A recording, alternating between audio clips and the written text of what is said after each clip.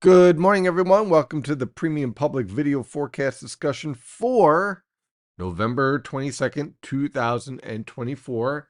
And yes, we have returned to winter storm season. It is that time of year where we're going to have to keep an eye on the development of the 500 millibar pattern, the interaction of short waves, the nature of the boundary layers. And boy, today was a great example of that, as the elevations here got some very impressive snowfall. High Point in northwestern New Jersey, right in Sussex County, they got close to a foot of snow, and it's still snowing out there, so probably go over a foot. Meanwhile, if you go down the valleys, you get barely nothing. So this is clearly a elevation event, but the first winter storm of the season, and I think it's going to be a very interesting season at that. There's going to be some very active time periods, some very quiet time periods. So we're going to go over all that and more, plus taking a look at Thanksgiving as well. So this morning, we have the upper level low and surface low pressure system sitting right over the Hudson River Valley. All right. And this is what we call a vertically stacked storm. So what that means in terms of extratropical or cold core systems is that the storm has reached its peak intensity and will weaken from here on out. Temperatures range from the lower to mid 30s in your higher elevations, upper 20s here around the Poconos. As you head down towards the lower elevations, temperatures range from the mid to upper 30s around the the suburbs of the Philadelphia metro and northern suburbs of New York City metro. Along the coast, we're looking at upper 30s to lower 40s. So you could see the cold air pushing in. And of course, mid 40s towards the east end of Long Island and eastern Connecticut. So, what does this look like on the radar and satellite? Well, on the radar from WeatherTap and the surface images here, you can see our low pressure system sitting here in the Hudson River Valley down to 987 millibars. It's not going to be strengthening any much more from this point on, as the storm is what we call vertically stacked. And you can see the influence of the upper level low. Now, there is a lot of snow signature here, but a lot of this is either falling as rain or barely falling at all. We did have a few snowflakes as far south as central New Jersey. No accumulation, of course, but certainly some snowflakes in the air. I saw some freehold around 7 a.m. So this is going to continue to rotate through the region today with a mix of rain and snow along the coast and snow continuing over the higher elevations with some impressive snow and these series of short waves rotating around. And that is driven by the upper level low. So again, the surface low is about here.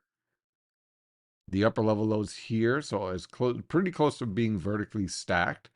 And this upper level low is going to linger over the region today on through tomorrow morning, keeping that threat for rain and snow showers around the region. And while that is happening, our 850 millibar low will also slowly lift through, but some of the stronger winds here are going to mix down, and that's what's going to create some breezy conditions, especially this afternoon. So sustained winds around 10 to 20 miles per hour, most locations around 10 to 15.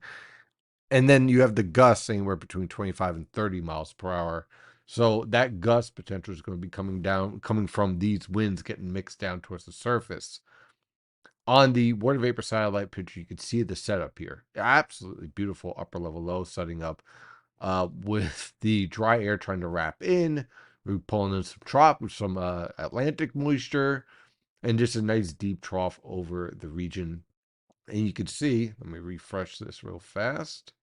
Sorry about that. And you can see the upper level low, now that it's becoming vertically stacked, you're losing some of the colder cloud tops here. This is all going to start to warm as the lifting starts to decline and our low pressure system exits. So why would I call this the start of the winter storm season? Well, we know that La Nina is either not going to form or is going to be extremely, extremely weak. So let's go with a cold neutral solution. So that means you have hints of La Nina pattern, like a southeast ridge that gets displaced, and the subtropical jet stream is active but not as robust as, let's say, an El Nino. But certainly subtropical jet stream is going to be in play. So what we have to do now that we know that tropical forcing is going to be not as strong, you're going to have to keep an eye on the MJO. What other factor will be very key? And that factor is going to be the stratosphere, and specifically the polar vortex. So here's the general rule. When our polar vortex is getting stretched, like what we're seeing here, that is going to support an active and cold weather pattern for the eastern 2/3 of the United States when it's stretched in this position towards North America. When the polar vortex consolidates, because remember, we're still under the influence of a positive QBO, okay, westerly QBO. So the polar vortex is going to be flexing at times and getting strong. When that happens, I think that's going to be after December 15th, that is when we're going to see the potential for a milder weather pattern because the polar jet stream will retract and get more influence from the Pacific. So we're going to see this battle back and forth throughout the winter. And the number of times that we see an active winter weather pattern will be determined by the number of times this polar vortex stretches like this. Now, of course, if the polar vortex ends up a little bit closer towards, let's say, northern Canada at 50 millibars and over the Hudson Bay at 500 millibars, that's certainly an optimal weather pattern if you are a snow lover. If you travel a lot, that will be a nightmare weather pattern. So as we take a look at this pattern, you can see as we head towards Thanksgiving, we are certainly moving towards an active weather pattern with a stretched polar vortex, an active subtropical jet stream, and some mischief setting up right around the Thanksgiving weekend on into early December. So what does that look like at 500 millibars? This is the European operational guidance out to 15 days. And again, you don't take this verbatim, excuse me, but you take this with the idea that you're looking for a theme. And that theme is that you're seeing a whole lot of below normal heights around the Canadian Maritimes, trough generally in the east. We're going to have to watch this feature very, very carefully. You see, the question is, you see this feature right here, this drops in? Again, you don't take this verbatim, but what do we have setting up? A trough around the Aleutians, ridge building into the Gulf of Alaska, and this piece right here, I mean, 10 to 15 days out, obviously, is not going to be forecasted to the best in terms of details. But the theme here is to break off the polar vortex and drop it southward. And you have this general troughiness over the eastern United States, making for an active weather pattern, certainly for early December. We can also see that pretty nicely here on the ensembles guidance. Okay, there's a general theme. Below normal heights over the western Atlantic and the eastern United States, ridge over the west. A little bit of a mixed signal here around the Gulf of Alaska. And you can see the stretching here showing up maybe a little weak negative NAO and clearly a shift of the polar vortex at 500 millibars towards the Hudson Bay. So the theme here is that this is going to be a cold and active weather pattern. Whether that means snow for your backyard, I don't know, but more than likely it's going to be more towards the interior, just given the climatology of this time of year. But I wouldn't let your guard down along the coast either. So with that, you can see the 850 millibar temperature forecast here on the GFS, kind of mixing the models up here, just to show you the differences and what we have to play with this Arctic air here. When we look at the European guidance, same theme. Polar and Arctic air masses invading. And then we watch what happens here with all this Arctic air. So again, you don't take this verbatim, but what you get is the idea here is that, okay, when we set up an active weather pattern, this is the evolution that we're going to be seeing. Cold air is going to be able to get into the mid-Atlantic, and then we have to watch the storm tracks. So with that, at 500 millibars, there's our upper level low exiting. Then we can watch our feature here on Tuesday.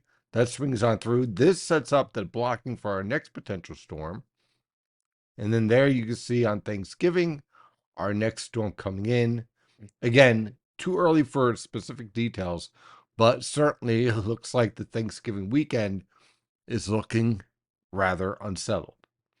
And then we have watched more towards early December with other short waves coming in, possibly this one down here, interacting with that polar and Arctic air mass. So again, a lot of interesting details here setting up.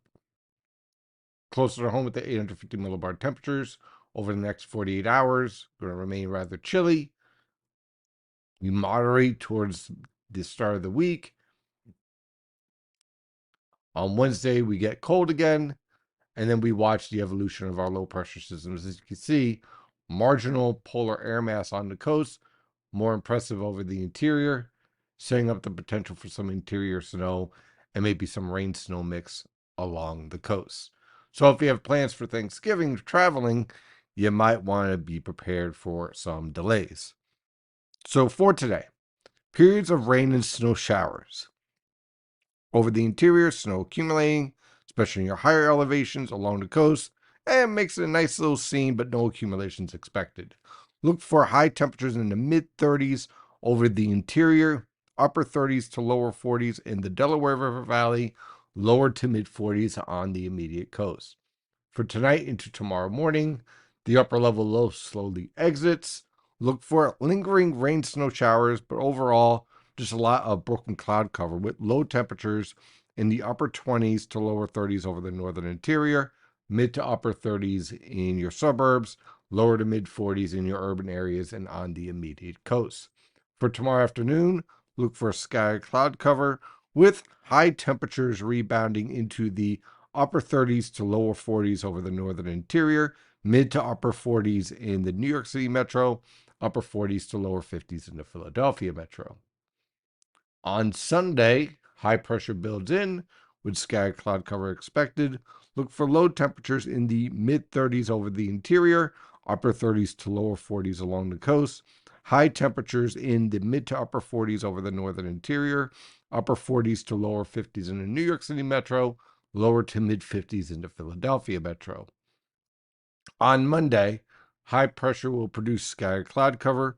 Look for low temperatures ranging from the mid to upper 30s throughout the region and high temperatures ranging from the mid 40s over the northern interior, upper 40s to lower 50s in the New York City metro, lower to mid 50s in the Philadelphia metro.